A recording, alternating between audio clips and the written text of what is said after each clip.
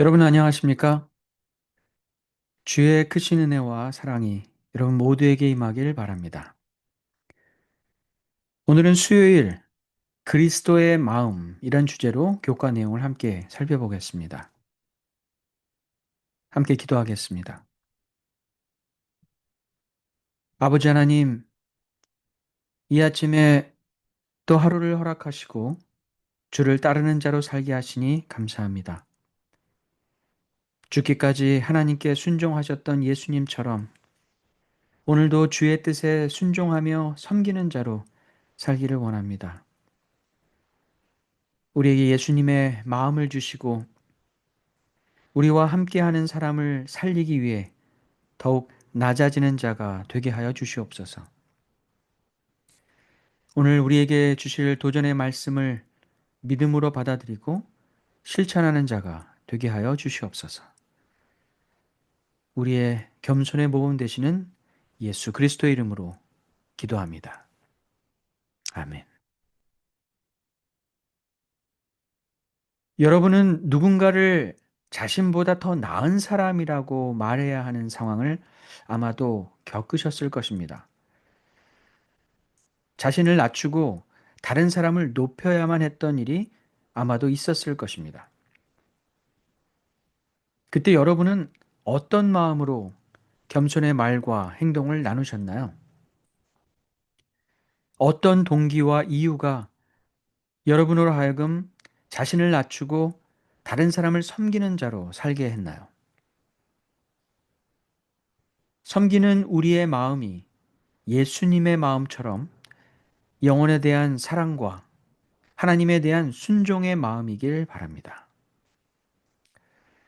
사도 바울은 빌립보서 2장 5절에서 8절까지 우리가 품어야 할 예수님의 마음이 어떠한지를 이야기해 주고 있습니다. 빌립보서 2장 5절로 8절입니다.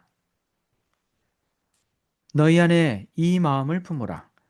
곧 그리스도 예수의 마음이니 그는 근본 하나님의 본체시나 하나님과 동등됨을 취할 것으로 여기지 아니하시고 오히려 자기를 비워 종의 형체를 가지사 사람들과 같이 되셨고 사람의 모양으로 나타나사 자기를 낮추시고 죽기까지 복종하셨으니 곧 십자가에 죽으심이라. 우리는 이 말씀을 통해 자신을 낮추시고 하나님의 뜻에 순종하신 예수님의 마음이 어떠했는지 생각해 볼 수 있습니다. 예수님은 하나님과 동등한 분이셨지만 하나님의 권위와 영광의 모습이 아니라 존중받지 못할 사람의 모습으로 우리 곁에 오셨습니다. 우리는 예수님이 사람의 모습으로 오셨을 때 내려놓으셔야 했던 것이 어떤 것인지 감히 짐작하기 어렵습니다. 우리를 너무도 사랑하시는 예수님이시니까 우리를 위해 낮아지시고 죽기까지 순종하실 수 있었을 것이다 라며 주님의 희생과 낮아짐을 당연한 것으로 가볍게 생각할 수도 있습니다. 예수님의 낮아지심을 생각하면서 저는 심순덕 시인의 시가 생각났습니다. 제목은 엄마는 그래도 되는 줄 알았습니다입니다. 시의 내용은 다음과 같습니다. 엄마는 그래도 되는 줄 알았습니다. 하루 종일 밭에서 죽어라 힘들게 일해도 엄마는 그래도 되는 줄 알았습니다. 찬밥 한 덩이로 대충 부뚜막에 앉아 점심을 때워도 엄마는 그래도 되는 줄 알았습니다. 한겨울 냇물에 맨손으로 빨래를 방망이질 해도 엄마는 그래도 되는 줄 알았습니다. 발뒤꿈치 이불이 다 해져 이불이 소리를 내도 엄마는 그래도 되는 줄 알았습니다. 손톱이 깎을 수조차 없이 닳고 문드러져도 엄마는 그래도 되는 줄 알았습니다.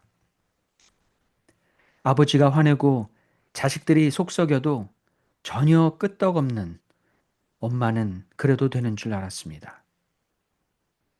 외할머니 보고 싶다. 외할머니 보고 싶다. 그것이 그냥 넋두리인 줄만.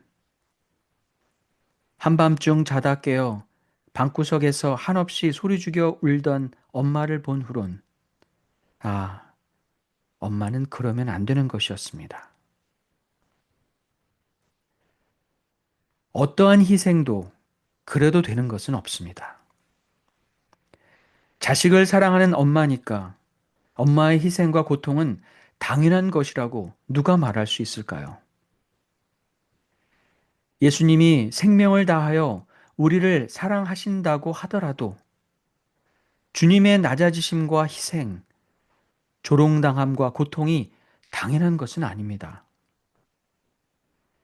예수님이 우리를 정말 사랑하신다고 하셨기 때문에 하나님인 그분이 인간이 되고 조롱과 멸시를 받아도 되고 십자가에서 찢겨도 되는 것은 아닙니다.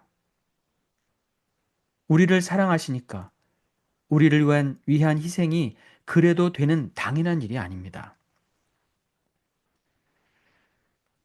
예수님은 인간의 육신으로 오셨고 종이 되셨으며 우리의 죄를 위해 희생 제물이 되셨습니다. 십자가에서 주님은 우리를 위해 저주가 되셨습니다. 우리가 예수님의 겸손과 낮아지심을 깊이 묵상한다면 우리가 우리에게 맡겨진 사람들을 살려내기 위해 우리는 어디까지 낮아져야 하는지, 얼마나 겸손해야 하는지 깊이 깨닫게 될 것입니다. 예수님은 마땅히 가져야 할 권리와 특권, 그리고 마땅히 받으셔야 할 대우를 내려놓으셨습니다. 우리에게 생명을 주시기 위해 모욕과 멸시당함을 말없이 견디셨습니다. 자신들이 무슨 짓을 하고 있는지도 모르는 어리석은 자들을 살려보겠다고 침뱉음을 당하고 벌거벗겨졌습니다. 그러기에 예수님의 마음을 품고 겸손함을 삶에서 나타낸다는 것은 자신이 어떤 높은 위치에 있을지라도 아무리 훌륭하다고 평가받는다 하더라도 낮아짐을 결코 부끄러워하지 않는 것입니다. 한 사람이라도 주께로 인도할 수 있다면, 한 사람이라도 생명의 길로 이끌 수 있다면 예수님을 생각하며 주님이 가신 겸손의 길을 따라가는 것입니다. 하나님의 뜻을 이루시기 위해 죽기까지 순종하셨던 예수님의 모습을 볼 때 우리는 십자가야말로 그리스도의 겸손에 대한 분명한 증거라고 말할 수 있을 것입니다. 예수님의 마음을 품고 겸손함을 실천하려고 하는 자들은 자신에게 주어진 십자가를 피하지 않습니다. 여러분이 누군가를 섬기기 위해 지는 여러분의 십자가는 무엇입니까? 누군가를 살려내기 위해 여러분이 져야 하는 겸손의 십자가는 무엇입니까? 주님은 마태복음 23장 11절과 12절에서 역설적인 표현을 통해 낮아짐과 높아짐에 대해 말씀하셨습니다. 너희 중에 큰 자는 너희를 섬기는 자가 되어야 하리라. 누구든지 자기를 높이는 자는 낮아지고 누구든지 자기를 낮추는 자는 높아지리라. 섬겨야 할 자리에 있는 사람의 섬김보다 섬김을 받아 마땅하다고 인정받는 자리에 있는 자들의 섬김은 더 큰 의미를 갖곤 합니다. 큰 자라고 평가받고 높은 위치에 있다고 여겨지는 자들의 섬김이 그만큼 이 세상에서는 흔한 일이 아니기 때문입니다. 높은 위치에 있는 자들은 더 높아지려고 하고 많은 것을 가진 자들은 더 많이 가지려고 하는 것이 우리가 사는 세상의 모습입니다. 그러나 주를 따르며 살아가는 우리에게 혹 하나님이 더 큰 일을 맡기시고 더 많은 것을 소유할 수 있게 허락하신다면 그것은 주께서 우리에게 더 많은 섬김을 기대하시기 때문입니다. 우리에게 만약 많은 권한과 능력이 주어졌음에도 섬기는 자가 되지 않고 더 높아지려 한다면 세상에서는 높은 자라 평가받을지 몰라도 궁극적인 그 운명은 낮은 자로 끝이 나고 말 것입니다.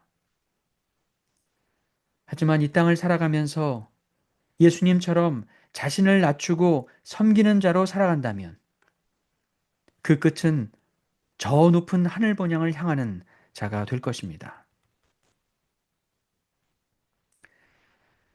우리 교과책에는 교회 증언의 말씀을 인용하면서 우리에게 또 하나의 도전의 말씀을 주십니다. 교회 증언 2권 426페이지입니다. 그리스도는 당신의 삶을 우리 모본으로 주셨다. 당하는 멸시로 마음이 들끓고 모든 실제 혹은 가상의 손해에 대해 분개한다면 그분의 명예를 실추시키는 것이다. 자아를 변호하고 자신의 위엄을 세우려는 일은 고상한 마음의 증거가 아니다. 우리는 보복의 정신이나 화를 쏟아내 영혼을 상처 입히기보다는 수백 번 잘못된 대우를 당하는 편이 더 낫다. 실제적인 손해뿐만 아니라 아직 일어나지 않은 가상의 손해까지 생각하면서 우리가 얼마나 분노하고 억울해하는지 우리의 연약한 모습을 말해주고 있습니다. 예수님의 마음을 가진 자는 억울한 일이 있을 때마다 자신을 변호하려고 목소리를 높이지 않습니다. 자신이 얼마나 대단한 사람인지 증명하려 애쓰지 않습니다. 모욕과 멸시를 당할 때도 화를 내며 누군가에게 상처를 주기보다는 차라리 반복적인 잘못된 대우를 당하는 것이 더 낫다는 도전의 말을 우리는 오늘 듣습니다. 혹시 여러분에게 이 도전의 말씀이 너무 어렵다고 생각되고 불가능한 일처럼 들리십니까? 하지만 우리가 한없이 낮아지신 예수님의 생애를 깊이 묵상하며 예수님의 마음을 달라고 간절히 기도한다면 어느 순간부터 누군가의 구원을 위해 기꺼이 섬기고 있는 자신을 발견하게 될 것입니다. 나를 살리기 위해 하늘 보좌에서 십자가까지 내려오신 예수님이 이제는 우리와 함께 하는 자들을 살리기 위해 우리를 겸손한 작은 예수로 변화시키실 것입니다. 주께서 도우십니다. 여러분에게 주어진 십자가를 피하지 마시기 바랍니다.